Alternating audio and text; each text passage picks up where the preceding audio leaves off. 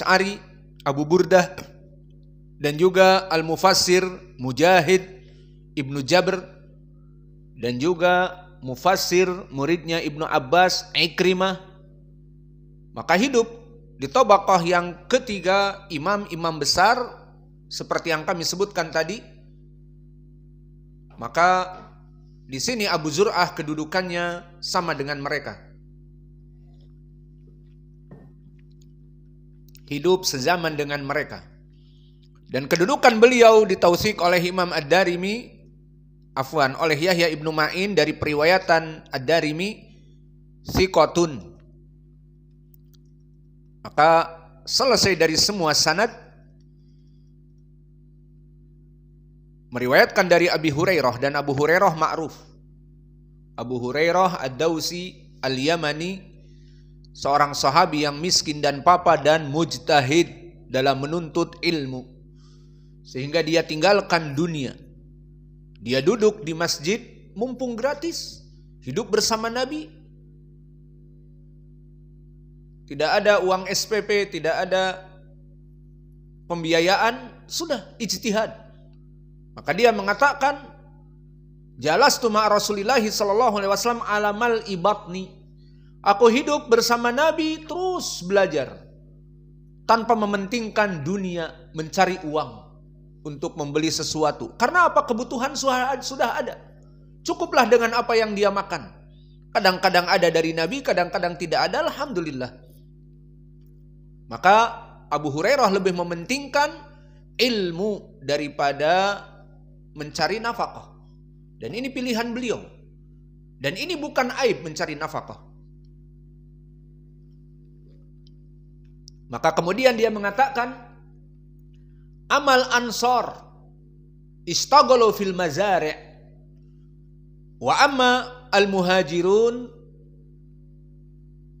istaghalu bisafqil aswaq. Maknanya melaksanakan bisnis jual beli di pasar-pasar. Ama ana jalastu Muhammadan sallallahu alaihi wa ala alihi wasallam alamal ibatni. Maka cukup qanaah dengan apa yang ada. Bisa makan, alhamdulillah. Yang penting menulis hadis-hadis Nabi dan menghafal. Subhanallah. Allah menjadikan Abu Hurairah seorang sahabi yang paling banyak hadisnya, padahal dia hanya hidup bersama Nabi hanya 3 tahun saja. Maka ini barakah ya ibadallah. Berapa dari kaum muslimin duduk bertahun-tahun menuntut ilmu, bahkan tidak tahu target apa yang dia duduk di markas menuntut ilmu. Maka ini perhatian bagi kalian. Saya tidak menginginkan kalian bertahun-tahun duduk dengan kita tidak tahu target.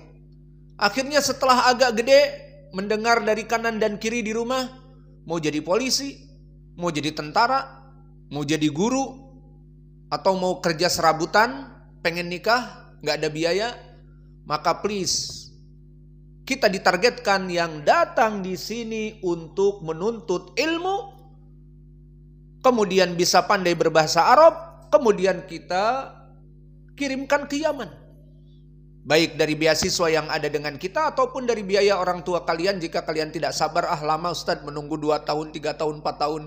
Anak punya rezeki sekarang, alhamdulillah anak saya pintar bahasa Arab, ditazkiyah oleh kita, kirim besok. Boleh.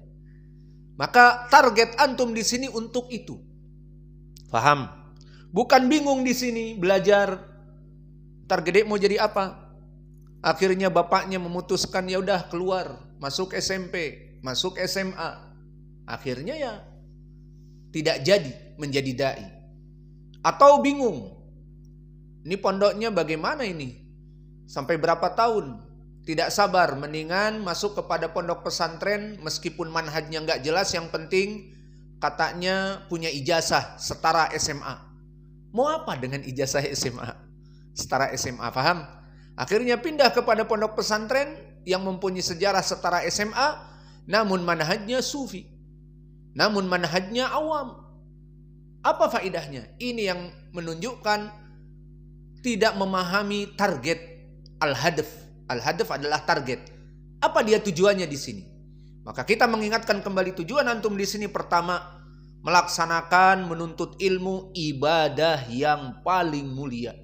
Sesuai hadis talabul ilm faridatun ala kulli muslim. Maka menuntut ilmu adalah sebaik-baiknya ibadah. Kalian mendapatkan pahala yang besar. Itu yang pertama. Yang kedua, target kalian di sini belajar sampai apa? Tujuannya untuk apa? Menjadi dai.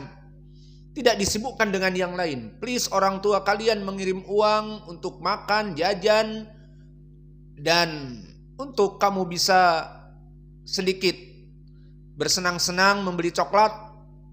Mereka membanting tulang di sana. Please, jangan disibukkan dengan pekerjaan yang lain kecuali belajar dan belajar. Maka ini yang faham target antum di sini untuk apa. Kalau kalian tidak faham target, melihat situasi kanan dan kiri, akhirnya pengen sekolah saja, kuliah. Akhirnya lulus dari sini atau tidak lulus dari sini, akhirnya ingin sekolah kuliah, menjadi orang awam lagi. Itu yang kita katakan tadi, tidak memahami target. Maka target kalian seperti Imam Abu Hurairah, ribuan miles jarak antara Saudi dengan tempatnya Abu Hurairah, Madinah terutama, itu mungkin 3000 miles berjalan dalam keadaan kemiskinan. Maka sampai di Madinah tujuan, apa targetnya Abu Hurairah? Tidak ada di tarikh main bola. Menyibukkan diri main bola. Jika Nabi Muhammad SAW kosong atau jihad atau apa main bola, nggak ada. Sampai kakinya patah, tangannya patah, tidak ada. Maka waste the time, itu buang-buang waktu. Namun kita tidak melarang di sini. Riyadhah. Cuman please, batasan riyadhah. Jangan sampai patah tulang gara-gara main bola, terlalu semangat mengejar bola seakan-akan bola itu apa? Ditendang dengan kekuatan kaki. Kalau slow motion, patah kakinya. Ya khosara, patah tangannya, patah lehernya. Maka please, main bola silahkan, namun hanya untuk mencari keringat ataupun hanya beberapa waktu saja, tapi tidak menjadi fokus. Akhirnya patah tulang dan sebagainya, tidak. Kesimpulannya, fokuslah kalian di sini, apa target kalian, sehingga tidak ada di waktu yang akan datang, Ustadz izin mau pulang. Kenapa? Mau pindah Pak pondok. Kenapa? Pengen pondok yang ada ijazah SMA atau pengen pondok yang setara dengan universitas ataupun pengen kerja ataupun itu menandakan dia di sini tidak tahu target. Maka mulai dari sekarang semua yang hadir di sini tahu target apa? Kalian belajar di sini mempelajari tadi ilmu hadis, ilmu rijal, ilmu bahasa Arab, ba'dal asar pelajarannya semuanya full Arabic. Dan pelajaran akidah, pelajaran tauhid dan seterusnya untuk apa? Pertama, ibadah menuntut ilmu, kedua, menguatkan ilmu-ilmu bahasa Arab, ilmu alat dan ilmu Al-Qur'an dan hadis. Kemudian target kalian jadi dai. Baik dai meneruskan belajar ke Yaman, atau dai setelah itu saya cukup sudah tidak ada uang untuk ke Yaman, ya sudah belajar di sini menjadi dai, membantu dakwah di sini dan dakwah di rumahnya, di tempatnya. Itulah murid yang cerdas yang mengetahui dia duduk di sini untuk apa. Adapun jika dia tidak mengetahui, maka miskin akan terombang-ambing dengan keadaan. Misalnya keadaan melihat usia sezamannya pada belajar di SMA, akhirnya pengen keluar sekolah di SMA umum saja. Maka seperti itu keadaannya. Kembali kepada hadis. Maka di hadis disebutkan fa'akriha min rabbiha assalam. Maknanya di sini fa'akhbirha. Maka di dalam hadis ini secara umum keutamaan dari Khadijah, di mana Abu Hurairah meriwayatkan dari Jibril yang berkata, faqala hadihi Khadijah. Maka wahai Muhammad, ini dia Khadijah, istri kamu. atatka bi ina'in fihi ta'amun au ina'in fihi syarab. Di sini ada syak dari rawi di mana dia membawa ina itu nampan, ada padanya makanan atau minuman, syak dari rawi. Dan ini tidak mempengaruhi kedhaifan, hanya sekedar syak apakah yang dibawa oleh Khadijah makanan atau minuman, tidak berpengaruh. Maka kata Jibril, fa'akriha min rabbiha assalam. Ini puncak dari pujian Allah kepada makhluk. Siapa dari perempuan yang paling mulia di muka bumi? Siapa dari istri Nabi yang paling mulia di sisi Allah? Aisyah? Bukan. Yang rajih Khadijah. Di hadis yang terdahulu, di saat Jibril datang kepada Nabi Muhammad lewat Aisyah, maka kata Nabi Muhammad, ya Aisyah, Jibril yusallim alaik. Maka dijawab, wa alaihi salam. Yara walam ara. Maka dijawab, wa alaihi salam, dia melihat dan aku tidak melihat. Takut Aisyah. Karena Jibril ada di rumahnya dan memberikan salam. Itu kemuliaan yang besar bagi Aisyah. Dari segi Jibril yang memberikan salam. Namun di sini, siapa yang memberikan salam? Jibril mengatakan kepada Nabi, fa'akriha min rabbiha assalam. Rabb Allah semesta alam yang menciptakan Khadijah, menciptakan suaminya, dan menciptakan alam raya, surga dan neraka, memberikan salam kepada Aisyah. Lebih utama mana? Aisyah atau Khadijah? Jelas Khadijah. Di sini disebutkan Khadijah datang dengan makanan atau minuman kepada Nabi. Kata Jibril kebetulan menurunkan wahyu, maka beritahu kepada Khadijah istrimu wahai Muhammad bahwa Allah memberikan kepadanya assalam. Dan di sini juga menjadi pendalilan kecerdasan Khadijah. Apa maknanya kecerdasan Khadijah? Apakah Khadijah membaca di sini di dalam hadis wa alaihi salam seperti Aisyah? Di saat disampaikan oleh Nabi, ya Aisyah, Jibril memberikan salam, dijawab wa alaihi salam. Namun di sini di saat Jibril mengatakan sampaikan kepada istrimu Khadijah, Allah memberikan salam. Apa yang dikatakan oleh Khadijah berbeda dengan Aisyah. Maka di hadis Aisyah memberikan salam kepada Jibril, menjawab salam. Namun di sini Khadijah tidak disebutkan bahwa dia menjawab dari Allah Jalla wa'ala. Maka di riwayat Imam At-Tabrani, selain di lafaz Sahih Al-Bukhari disebutkan huwa as-salam wa minhu salam, maka dijawab malah dengan huwa as-salam wa minhu as-salam. Ini riwayat siapa? Imam At-Tabrani. Bukan di Sahih Al-Bukhari. Adapun di Sahih Al-Bukhari hanya sampaikan kepada istrimu Khadijah, wahai Muhammad, bahwa Allah memberikan salam. Tidak dijawab. Namun di riwayat At-Tabrani dijawab huwa as-salam, bukan wa alaihi salam, tetapi dia adalah as-salam dan darinya as-salam. Maka disebutkan oleh para ulama dari jawaban Khadijah tidak menjawab salam kepada Allah, di sini menjadi pendalilan tentang kefakihan Khadijah.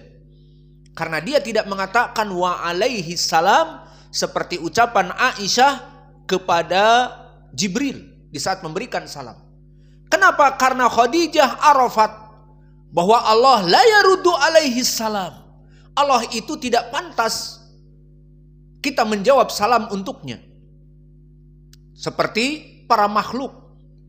Kenapa? Li'anna as-salam ismun min asma'ihi. As-salamul mu'minu al-muhaiminu. Maka as-salam adalah nama dari Allah. Maka tidak butuh diberikan kepada Allah jawaban dari salam. Maka ini kefakihan dari Khadijah. Li'anna salam nama dari nama Allah. Dan doa keselamatan. Maka tidak pantas bagi Khadijah untuk menjawab salam. Dan dari sini pun menjadi pendalilan bahwa Khadijah afdal min Aisyah, lianna Khadijah Allah yusallim alaiha, wa amma Aisyah fil Bukhari Jibril yusallim alaiha. Adapun maksud tujuan dari hadis ini disebutkan oleh Imam Al-Bukhari, wajhu dalalahnya apa? Fa'akriha min rabbiha assalam. Maka ini menjadi pendalilan tentang sifat qaul dan sifat kalam lillah. Maka ini wajah pendalilan dari sifat qaul dan kalam lillah masuk kepada mutabaqah apa? Bab kitabut tauhid. Maka tauhid al-asma was sifat, Allah berbicara. Maka di sini yang menjadi poin adalah sampaikan kepada istrimu wahai Muhammad bahwa Allah memberikan salam. Maka Allah menyampaikan salam. Maka ini adalah dari kalam Allah Jalla wa Ala. Dan juga pendalilan kemuliaan istri Nabi. Dan juga pendalilan bahwa Allah Jalla wa Ala menganugerahkan kepada Khadijah rumah di surga, istana di surga. Dan di sini wajah pendalilannya bahwa Al-Quran kalamullah. Maka seperti Al-Quran itu kalamullah disampaikan oleh Jibril kepada Nabi Muhammad, tabbat yada abi wal asr innal insana lafi khusr. Semua diriwayatkan oleh Jibril kepada Nabi. Dan begitu pun di sini dari kalamullah, katakan wahai Muhammad kepada istrimu Khadijah, Allah memberikan salam. Dan juga untuk disampaikan di dalam hadis ini bahwa baginya rumah di surga min qasabin, dari mahligai perhiasan, la nasaba wala sokhoba fihi. Maka rumah yang sangat indah megah, bukan rumah yang sembarangan. Maka ini yang bisa kita berikan di dalam hadis ini. Maka hadis ini barakallahu fikum, sanadnya telah kita sebutkan. Hadatsana Zuhair ibnu Harb dari Muhammad ibnul Fudail dari Umarah, yang mana dia adalah Umarah ibnu Umair, dari Abu Zur'ah ibnu Amr, dan dari Abi Hurairah. Wa naktafi ila huna wa jazakumullahu khaira wa barakallahu fi ilmikum.